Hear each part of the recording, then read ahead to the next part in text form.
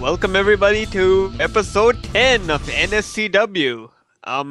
I guess this is a landmark achievement, and I'm being joined with my damage gauge partner, of course, Mad Icon, the King. We haven't commentated in how long? It's been. I don't know. It's been a while, It's been a really long time. So I'm really happy to be a part of this with you. I don't know who the fuck this is, but his music is ridiculous. This is Lance Corncave. He's the hillbilly farmer from Alabama. All I know is he is one gigantic motherfucker, and whoever he's facing has quite the opponent.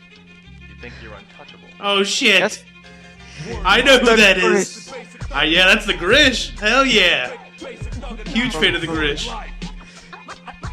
The Grish, of course, is from WEDF. He's here on Talent Exchange within the Vivianverse. He's got a huge opponent, literally. And we have special ring announcers here today, so they're gonna announce them out. So here comes Lance Corncave. He's ready. He's gonna taunting to the crowd. And Grish is also ready. Of course, both of these men prepared for this opening contest, and I am pumped. I feel pumped too. Oh, and straight away a drop kick just sends Corncave down. But Corncave just shaking it off. I mean, he's one of these.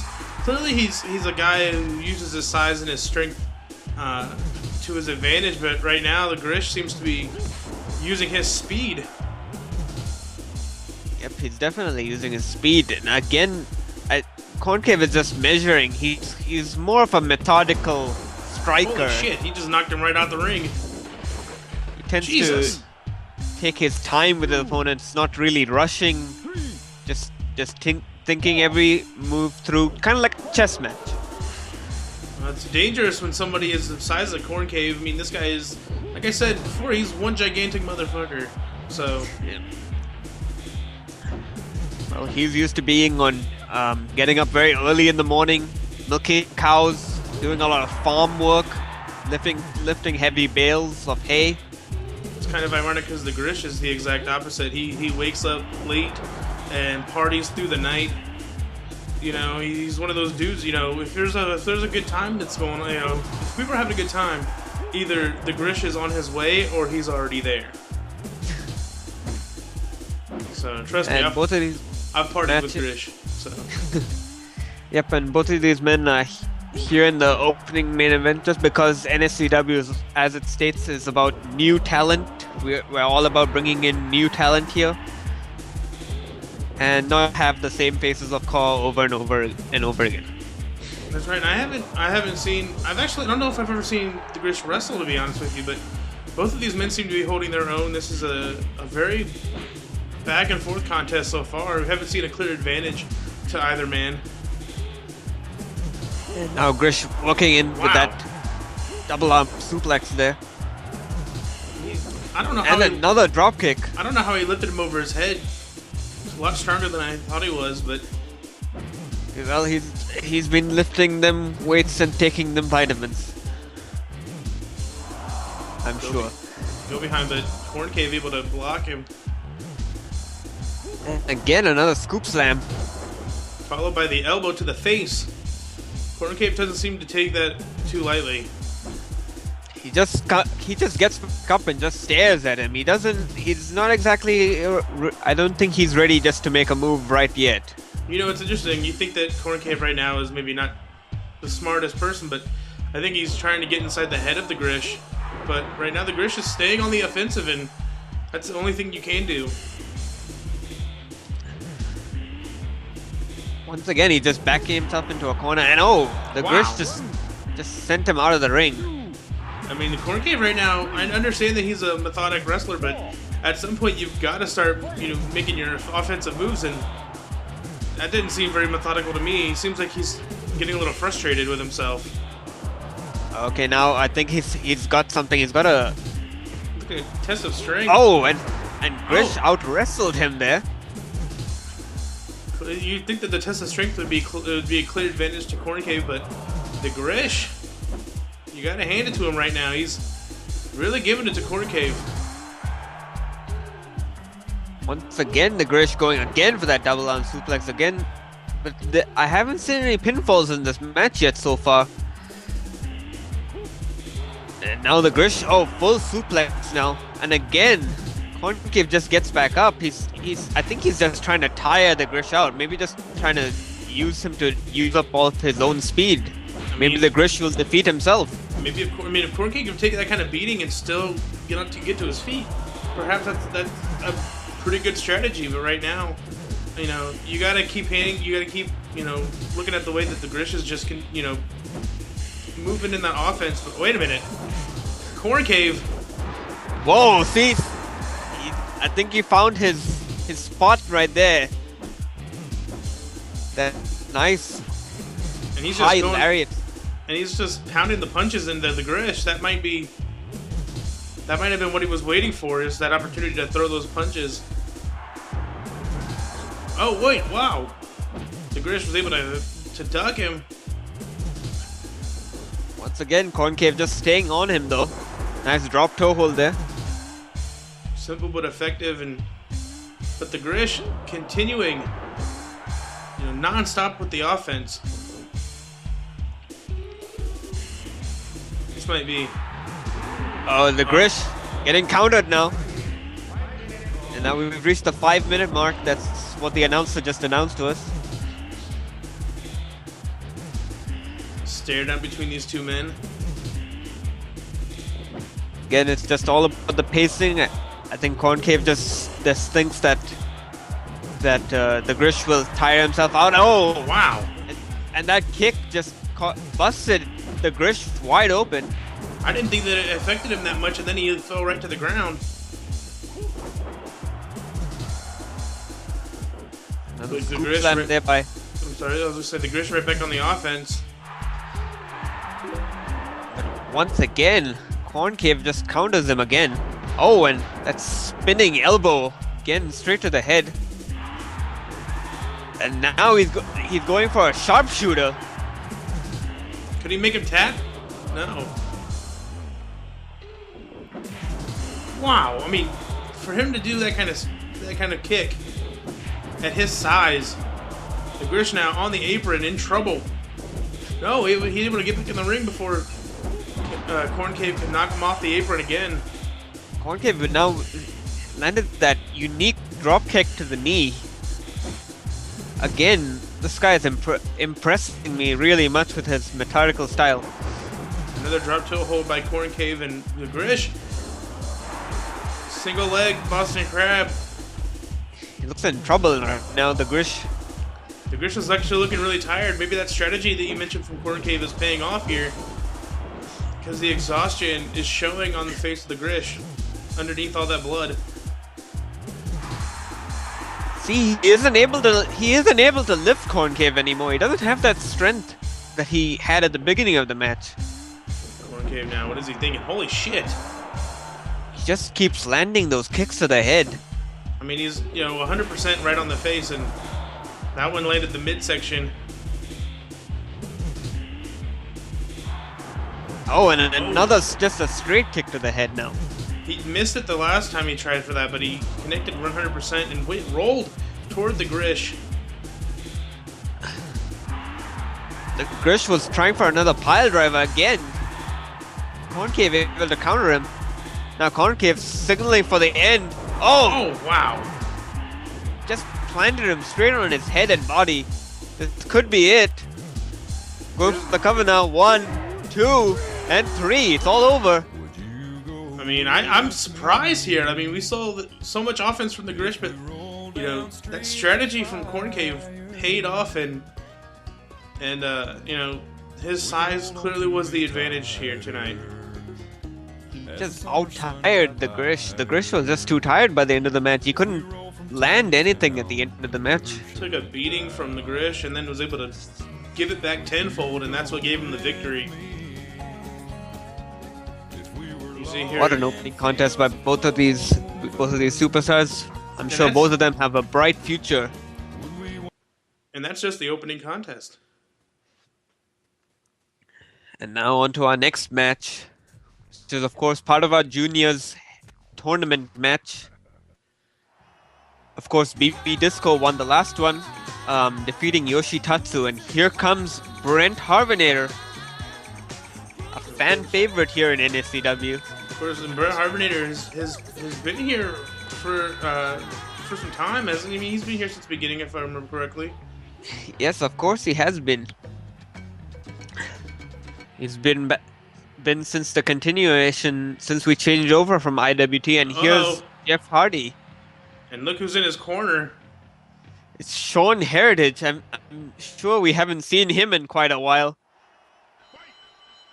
This one-on-one contest officially underway. Of course, and the crowd seems to have had a change of signs. We have a great signboard merchandiser out here. We have even some signs for you out there, Icon. Well, you know, people come to these shows, you know. Unfortunately, I'm not here to wrestle tonight. I am here to commentate this action, but you know, I do appreciate the fans. But and Brent Harvanator, a nice elbow drop there. I gotta say, both of these men are fan favorites, it seems, and right now they're really showing why the fans love them. Right now, fighting on the outside. Both of these men, of course, want to hold that light heavyweight juniors title here in NSCW. It's just a way to allow the lighter competitors here of NSCW to hold a title. I'm sure you wouldn't want to I'm sure you wouldn't want to have Jeff Hardy have a mismatch with you, say, in a match. Well, I mean, you can't take anything away from either of these men, you know, the men of that size, but, you know, it is a whole nother style of wrestling. It's something that I wouldn't be familiar with, and it's something that, you know, I mean, you know, it's definitely two completely different, you know, walks of life with the two different weight classes and the two different fighting styles. So both of these men definitely in their element right now. Hopefully we'll see some high-flying action, because that's especially what Jeff Hardy is known for. That's what these fans came to see. Jeff Hardy missing that drop kick again. Now just going back to a couple of elbows, just striking it out at the moment. Brent Harvanator's been picking up a lot of different attributes here in NSCW. He's been picking up a lot of tips from the pros backstage. I'm sure he's picked up some tips from you even, Icon.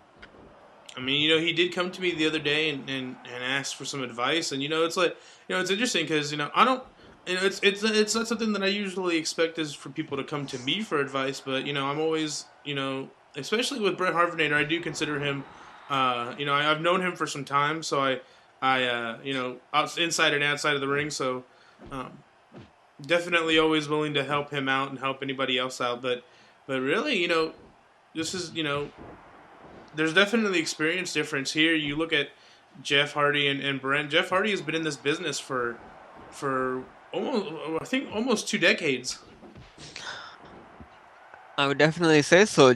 Jeff Hardy would definitely have the age-wise advantage, but Brent Harvanator brings the youth and athleticism back into NSCW. There's a classic bulldog from Jeff Hardy. Jeff Hardy once again sending Brent Harvanator to the outside. This is almost like a fight to see who can own the ring, because both of these men continuously. I don't know what just happened there, but okay, Brent Harvanator just pandering to the crowd. I think he's trying to get the fan support. Wow. Oh wow! Nice counter by Brent Harvanator. He countered that Hurricanrana type move into an electric chair drop. Just fast-paced action. There hasn't been any pinfalls as of yet, but just fast-paced action so far. I mean, the fact that both of these men are continue to strike with the speed and they're showing off their agility. It just as, you know, this is just the resiliency of both of these men is shining, and wow, leg drop right across the stomach. Brent Harvanator going again back to the strikes. Another kick. just dodging that. He can just run circles around Jeff Hardy. I would think. And he seems to be doing that. And I don't know what just happened. I think they both went for kicks and nothing connected.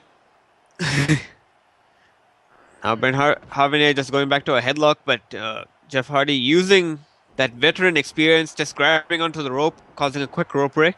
He almost pushed Brent into the ropes himself, forcing that rope break. But either way, it was a very, smart move. He knew where Brent was, and he knew what needed, how he needed to get out of that hold. And now, a little bit of a stare down before they would go right back to the back and forth striking. And Brent Harvanator again sending him out of the ring. Now Brent Harvanator, I think. Oh! He faked him out there. Telling him to go suck it again. I think Jeff Hardy even was expecting something to happen there, but Harvanator faked him out, and I don't know if that really worked on Hardy. But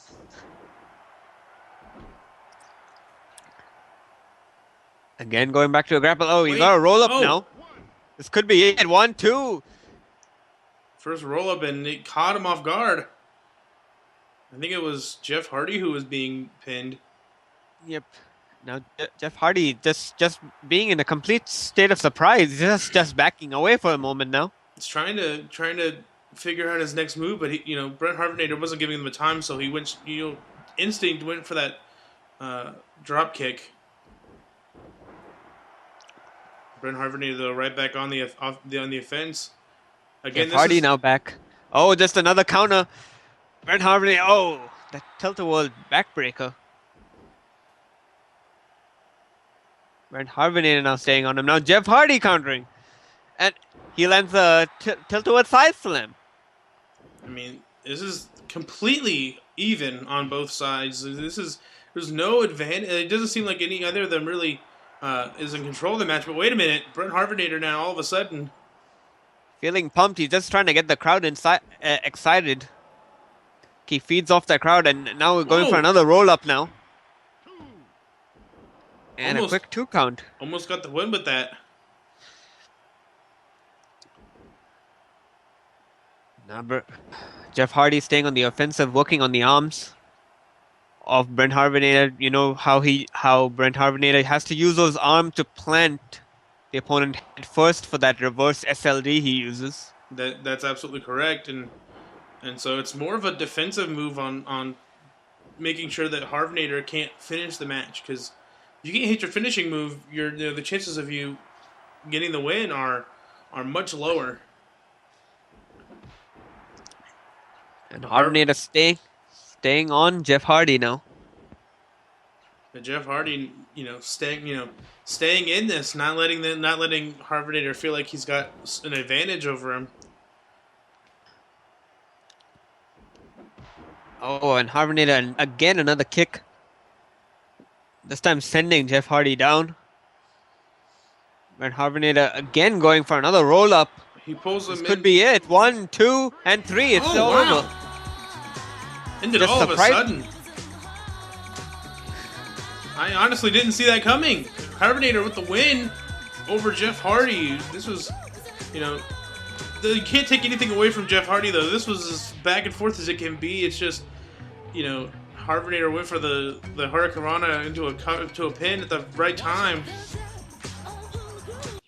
He just picked up the win like that. It's just as surprising to Jeff Hardy as it was to me. And now on to our main event. This is quite a surprising main event to me also.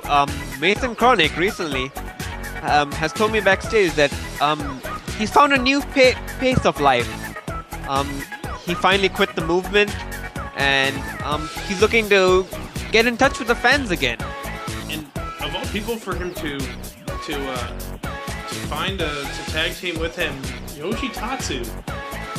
Interesting combination. And of course, they're facing the team of Danny and Biff.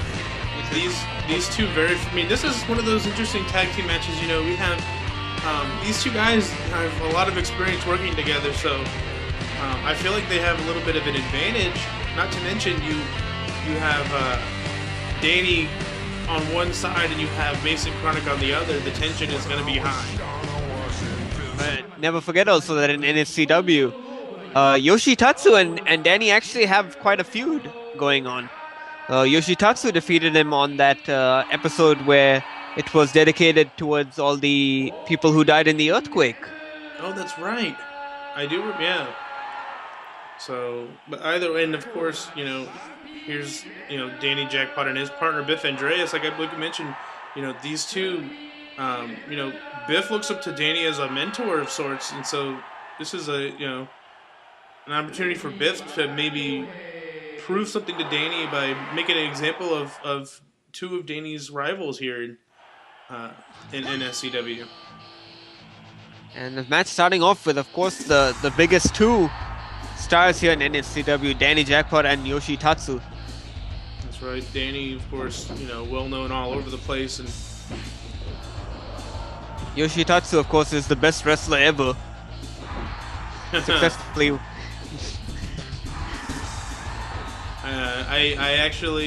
Thank you for reminding me about that. And Yoshitatsu right now just really working on Danny. Knocks him on the outside, and then Biff tries to make to do something inside the ring, but Mason Kronik able to come to the aid of his partner.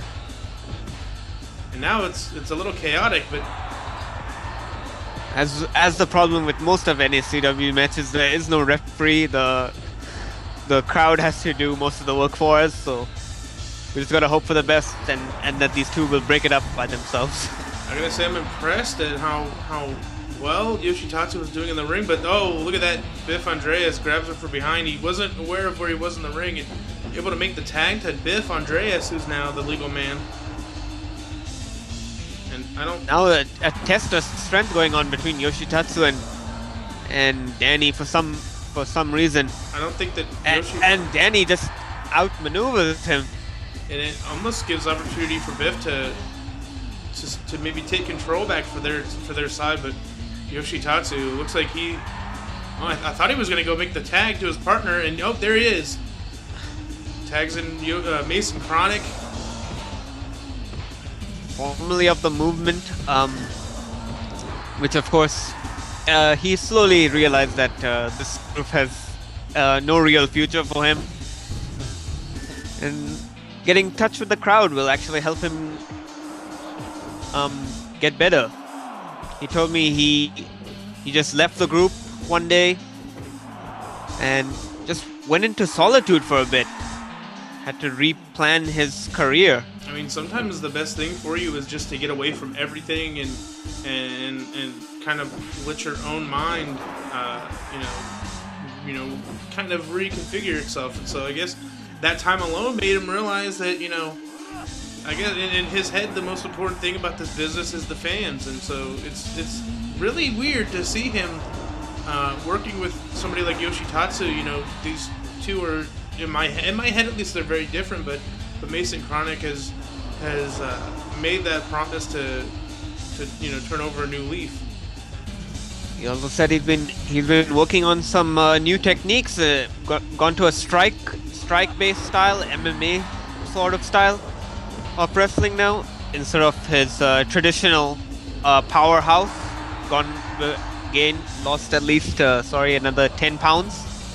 But you can see he's definitely dressed for as if he's in an MMA ring or the sorts, but either way, he and Yoshitatsu have been holding their own. Yoshitatsu has just been tagged in as the legal man, and now look at more chaos in the ring.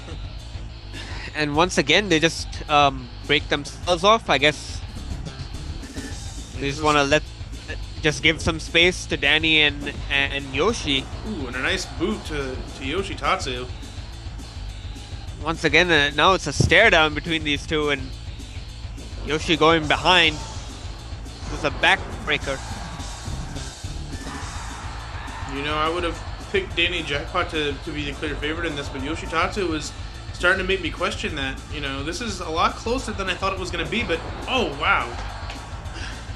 A pile driver now. Dangerous pile driver to Yoshitatsu, but he doesn't seem fazed by it, and that's the crazy thing. It's an opponent that isn't fazed by being dropped on their neck, then maybe you have a problem here.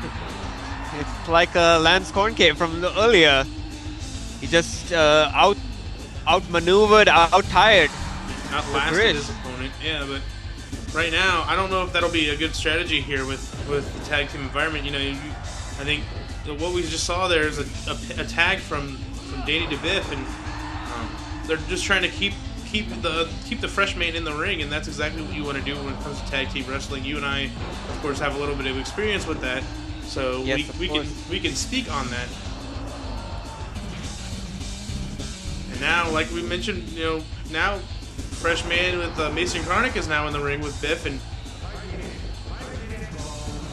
Mason Kronik he's going for like a choke type submission hold. Almost like a rear naked choke, but he didn't wrench it on nearly as. Oh, what a surprising tackle! And now he's trying to go for a arm bar.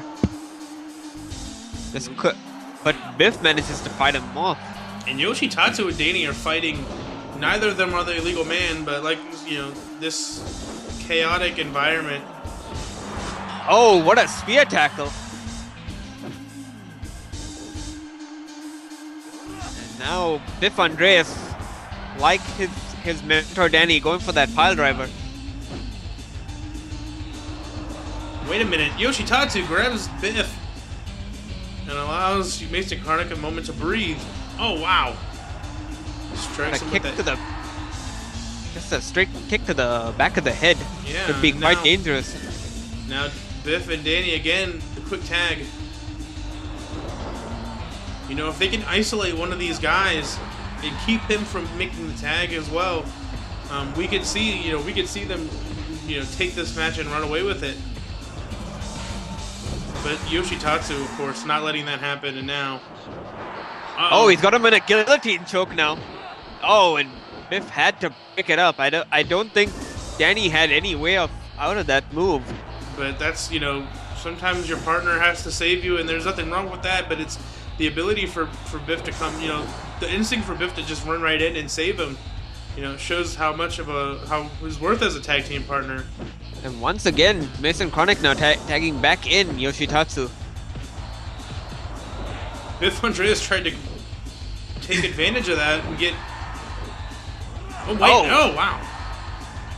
And I guess he does take advantage of that. Once again, a stare down between Danny and Yoshi.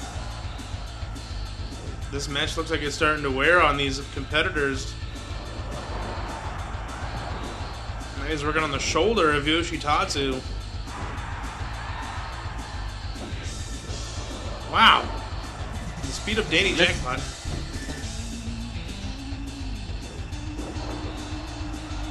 Going for that snapmare takedown, and once again, Yoshitatsu going for that headlock.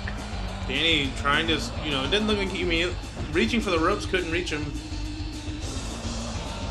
Guess he just managed to fight his way out of it. Belly to back suplex. And now Mason Kronik trying to will his partner on. But you can see here, they've got Yoshitatsu in the corner, and Mason Kronik now coming for the save, but Biff Andreas, who is the legal man against Yoshitatsu, and this is, I mean, going right into it, but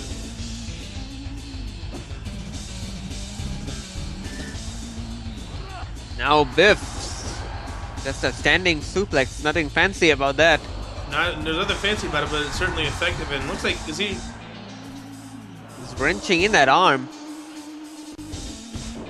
Wow. And a standing dropkick there by Yoshi. And now he tags in his partner once again.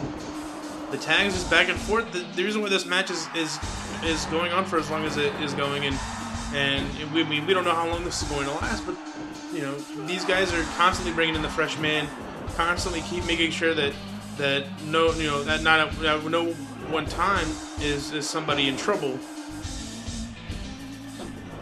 and that's on both sides.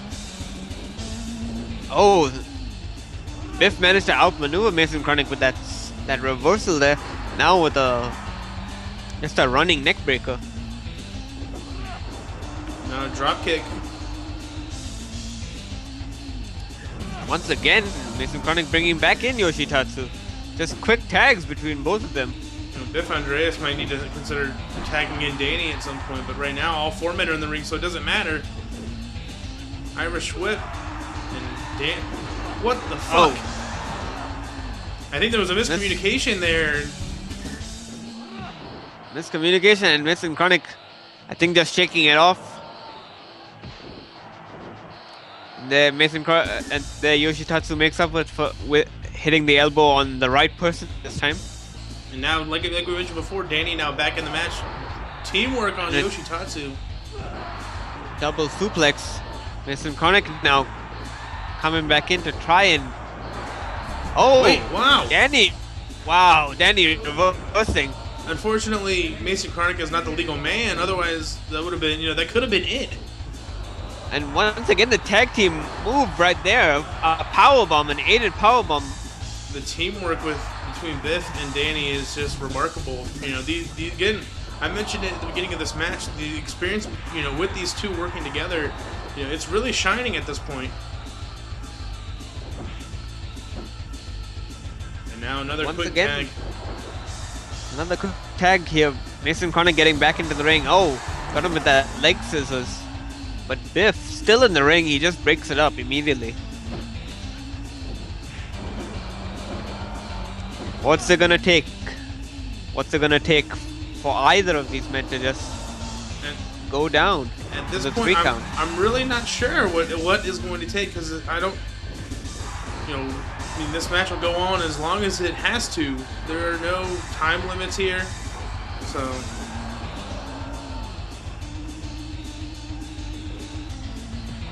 And now, Mason Kronik looking in strikes. He just seems to be kicking and punching. Wow, that spinning, that back elbow. He hit that a couple times, and now looks like he's at the leg lock. And he manages to break it up, just grabbing onto the rope. Wow! Oh wait, another. Oh, he's going for that armbar again. But once again, Danny's foot was on the bottom rope, causing that rope break again. Danny's using that veteran experience. But, the best thing you can always have is ring awareness. Another rear choke. Both of these men just tagging him back out again. Just a switch of sides. Right now, more chaos is, wait. Biff goes for the ropes. Oh, whoa! What a spinning armbar. That could have been it, because those are the two legal men now. And now, Oh. That back elbow. And now Biff Andreas going for the sharpshooter. Danny trying to just take out Mason Kronik before he could save him, but Mason Kronik just too fast. Mason Kronik clearly has been, working on his speed. He seems to be the most dangerous man in this match right now. He's got those, submission holds. He's got a whole arm, he's got a whole list of them. So, he's versatile, and we could see one of them at some point in this match be the factor. Definitely could. I mean, a submission that just proves that. Oh wow! That just proves that Danny or Biff just didn't have enough. It was just too painful. A 3 count just means that they just didn't have enough to kick out. I mean, to make the decision to tap out is a mental and a physical decision, but Biff right now in the ring with Yoshi Tatsu, but Yoshi again, another quick tag in, and we're countering back. We're in store for more chaos here. Biff now working against the legal man Mason Kronik, but Yoshi Tatsu. Oh, I was gonna say he was about to try to regain the momentum, but he just leaves the ring. Oh, I believe that was a wave of the future right there out of nowhere. 1, 2. Wow! Mason Kronik somehow able to kick out of the wave of the future.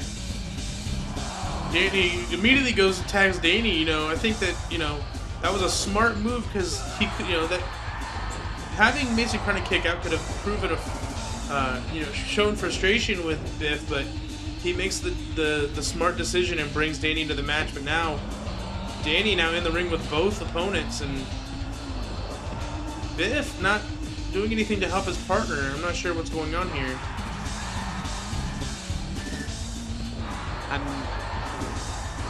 I'm sure he was just expecting Yoshi to leave at the 5 count, which is in regulation here in NSCW. Well, either way, Yoshi Tatsu now coming back in because he is once again the legal man. Another quick tag from that corner of the ring. And Yoshi Tatsu once again with the Oh wow! He catches him with the kick. And now we're up to the 15-minute mark. This is going to be one of those all-time classics here in NSCW, I think. And wait, what is he? Oh! Boston Crab! And he's got that Boston Crab cinched in. But somehow Yoshi Tatsu manages to fight his way out. And just a chop. And now, Yoshi working the Boston Crab. Says, anything you can do, I can do better. But neither man taps out to it, so the match continues.